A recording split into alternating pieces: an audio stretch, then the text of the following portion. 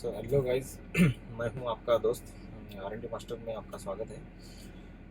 Guys, हमने ये video आज का वीडियो शूट कर रहे हैं ताकि आपको पता चले कि सेकेंड हैंड कार में क्या क्या इशू होते हैं और कौन सी कार लेनी चाहिए। और जो मोस्ट ऑफ मेरे भाई लोग हैं जो फैमिली एक कार ढूंढ रहे हैं, हमारे पास बहुत सारे ऑप्शन थे। हमने i20 भी देख के रखी थी, i10 भी देख के रखी थी। फिर लास्ट लास्ट मोबिलियो के ऊपर भी जाने वाले थे, लेकिन मोबिलियो का प्रॉब्लम ये था कि कार हमें 4.5 लाख तक मिल रही थी, लेकिन मोबिलियो बंद हो चुकी है, 2014-15 में डिसकंटिन्यू है। तो फिर हमें ऐसी कार चाहिए थी क्योंकि हम देख रहे थे, क्योंकि जब आपके घर में फैमिली 2 से 4 लोग हो जाते हैं तो 4 लोगों का लगेज जो होता है वो कम से कम 2 से 3 बैग हो जाते हैं। तो आपको तो पता है, अगर आप छोटी कार ले भी लोगे ना तब भी बाद में दिक्कत है, क्योंकि पहले हमारे पास टाटा इंडिका विस्टा थी, उसमें भी सेम प्रॉब्लम थी। अगर 2-3 लगेज बैग बन गए, 18 इंची या 12 इंची की बैग अगर आप डालते हो पीछे साइड में तो पूरी फुल हो जाती है। तो उससे दिक्कत ये होती है कि अपने को एक कॉम्पैक्ट और सीडान कार की ही ज़रूरत पड़ती है फैमिली वाले को, क्योंकि फैमिली में बच्चे रहते हैं तो उनके भी कपड़े वगैरह ये सब लगेज बन जाता है, अपना भी बन जाता है। ऊपर से किधर गांव में जाते हैं तो जाहिर सी बात है कि आपको वहाँ से भी पार्सल कुछ दिया जाता है, तो वो सब लगेज जो है वो आप छोटी कार में नहीं बिठा सकते। इसलिए मैं आपको ये सजेस्ट करूंगा कि कार ऐसी लो। एक तो अगर एक्सयूवी है तो फिर क्रेटा वगैरह ये तो बात ही अलग है, लेकिन मिडिल क्लास यानी मिड सेगमेंट में, जैसे कि 3.5 से 4 लाख के अंदर अगर आपको कार मिलती है तो देखो, एक तो एक होंडा सिटी। होंडा सिटी का नाम तो बहुत लोगों ने, यूट्यूबर लोगों ने बोला, लेकिन प्रैक्टिकल है, क्योंकि होंडा सिटी भी एक मेरे फ्रेंड के पास है तो वो लगेज वगैरह के लिए मामले में एकदम बेस्ट है। उसके बाद में मैंने फिर सजेस्ट किया कि उससे भी थोड़ी कॉम्पैक्ट चाहिए, तो फिर टाटा जेस्ट थी। टाटा जेस्ट वो भी बंद हो चुकी है, तो वो डिसकंटिन्यू हो चुकी है, इसीलिए उसके पीछे भी मैं नहीं पड़ा, क्योंकि वो भी मिल रही थी 4 लाख 4.5 लाख के अंदर मिल रही थी। उसके बाद में फिर देखा कि मुंबई की सड़कों पे या दिल्ली की सड़कों पे कैब के लिए सबसे ज़्यादा मशहूर यानी नंबर 1 कार जो है वो हुंडई एक्सेंट ही है। अगर आप देखोगे कहीं पे भी जाओ, आपको रोड पे ये कार मिलनी ही मिलनी है। तो हम ऐसी ही चीज़ ले कि जिसका निवारण आपको कहीं पे भी मिल सकता है। जैसे कि इसका पार्ट जो है i10 का भी लग जाता है इसमें, ये डैशबोर्ड वगैरह जो भी है वो सब ग्रैंड i10 का मैच है पूरा का पूरा। तो क्या है उसका जो ये बड़ी बहन है, उस वो छोटी बहन है ग्रैंड i10 की, बस पीछे डिक्की बढ़ा दी उन्होंने, तो उसकी वजह से थोड़ी सी बड़ी हो गई। सो गाइस, अगर मैं आपको सजेस्ट करूंगा कि ये कार अगर आपको 3 लाख के अंदर या 3.5 के अंदर भी मिल रही है, 2015 के बाद का मॉडल, क्योंकि 2015 के बाद में 2017 तक, 17 के बाद में कुछ नई आ गई, फिर नई के बाद में अभी औरा चल रही है इसकी। औरा फुल फॉर्म में है। औरा अगर लेने जाओगे तो 9-10 लाख तक जा ही रही हो सीएनजी में। अगर आप लेना चाहते हैं तो पेट्रोल, फिर बाद में आप सीएनजी भी कर सकते हो।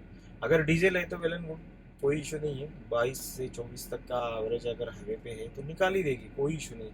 अगर ये बात है ना, आपको टैक्सी ड्राइवर लोग जो है वो एकदम बढ़िया बता सकते हैं, क्योंकि हम क्या अभी तो चला रहे हैं, पहले दूसरी चलाई जो बंद हो चुकी, फिर अभी इस पे आ गए हैं। तो गाइस, अपना जनरल ओपिनियन है आप लोगों को, क्योंकि क्या है, वो कार लेना ये एक सपना होता है, हर एक इंसान का सपना होता है, क्योंकि एक फैमिली कार तो होनी चाहिए, हर कोई सोचता है।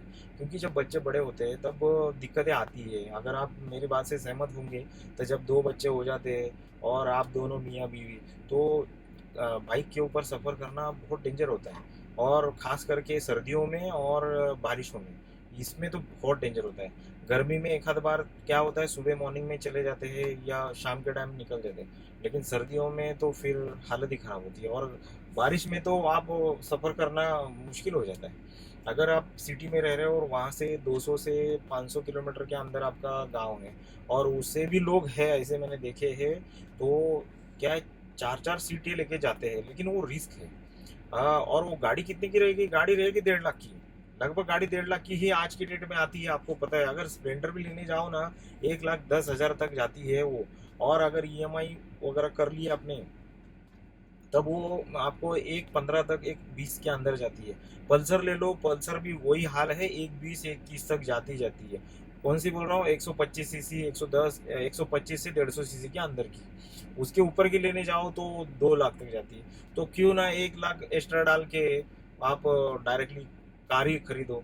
तो कार खरीदो तो प्रॉब्लम आती है कि मेंटेनेंस मेंटेनेंस। तो मैं आपको बता रहा हूँ, मेंटेनेंस कुछ नहीं है।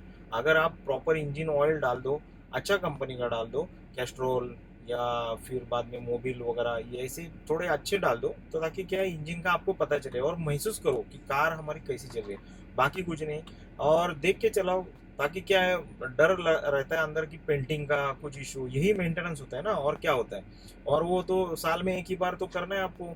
ब्रेकिंग वगैरह, ब्रेक जो है वो उनका जो सर्विस करना है वो तो एक ही बार करना है आपको साल में, बार बार तो करते नहीं है। और बाइक में आप तो 6 6 महीना में करते हो। तो बताओ, 6 6 महीना का वो डबल जोड़ दो, ताकि हिसाब तो सेम ही हो रहा है। तो गाइज मेरा कहना ये है कि थोड़ी सी डेयरिंग करो, ज़्यादा नहीं, थोड़ी सी। देखो इसमें भी क्या होता है, मैं बताता हूँ आपको। बाइक में 25,000 डाउन पेमेंट लगता है, इसमें आपको मिनिमम 50 से लेके 80,000 का डाउन पेमेंट लगता है। तो मुझे बताओ, अगर आपकी प्रोफाइल अच्छी है, सैलरी अच्छी है, तो मैं तो बोल रहा हूँ कि ऐसी डील ढूंढो कि 100% लोन हो जाए, ताकि आपको सिर्फ प्रोसेसिंग फीस वगैरह जो भी रहेगी 10,000 15,000 की वही देनी पड़े। तो ऐसी डील ढूंढो। ये मेरा आपको निवेदन है कि अगर हेल्पफुल रहेगा आपको, कि आपके पास पैसे नहीं है, मानता हूँ बिना पैसे की भी ले सकते हो आप, लेकिन कैसे, उसके लिए आपको सबसे पहले सर्च करनी पड़ेगी ऐसी कार जिसकी वैल्यू बैंक वाले 100% के ऊपर लगा सके। यानी उनकी जो प्राइस है, कोई भी बेच रहा है, ऑटो डील वाला हो या कार वाला हो या ट्रू वैल्यू हो, ये लाभ लाभ जितने भी है, इनके प्राइस है उससे 100% अपने को अगर बैंक दे रही है, तो आपकी प्रोफाइल तो होनी चाहिए अच्छी। प्रोफाइल यानी क्या है, 25,000 के ऊपर की सैलरी होनी चाहिए। आपकी कंपनी जो है थोड़ी सी लिस्टेड होनी चाहिए, थोड़ी सी मतलब 5 6 साल पहले लिस्टेड होनी चाहिए। आपकी पोजीशन थोड़ी सुपरवाइजर कैटेगरी के ऊपर या बिजनेसमैन है, ऐसा थोड़ा फार होना चाहिए।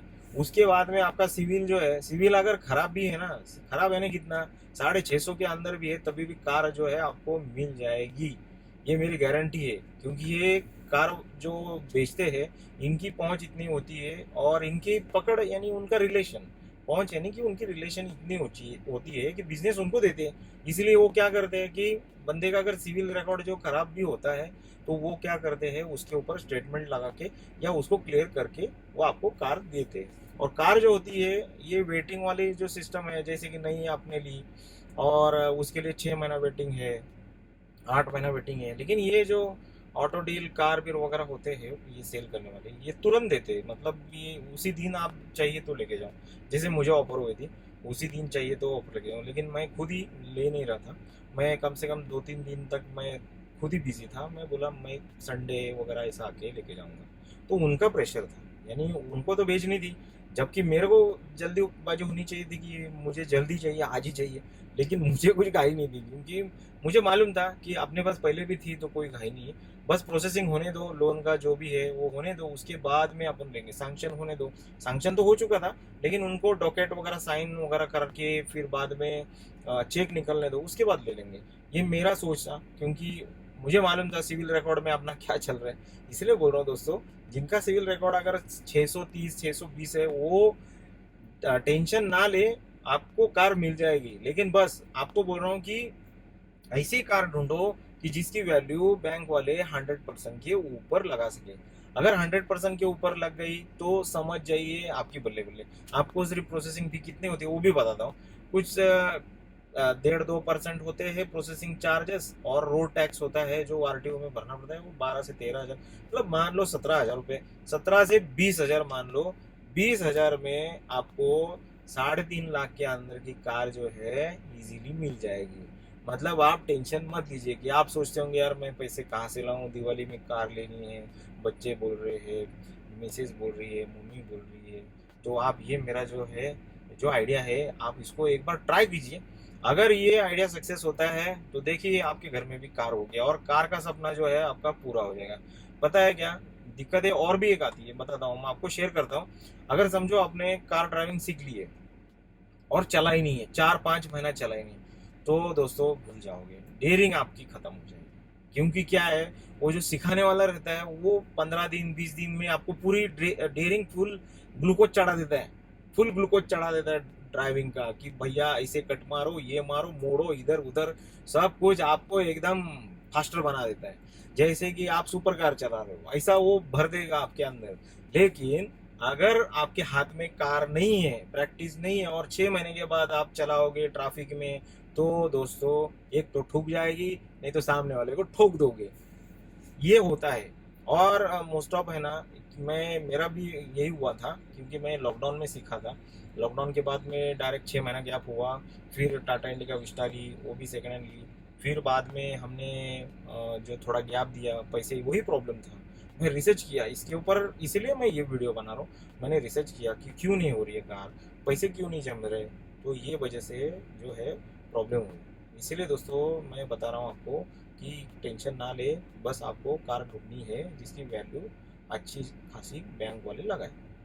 सो thanks for watching, thank you, bye bye.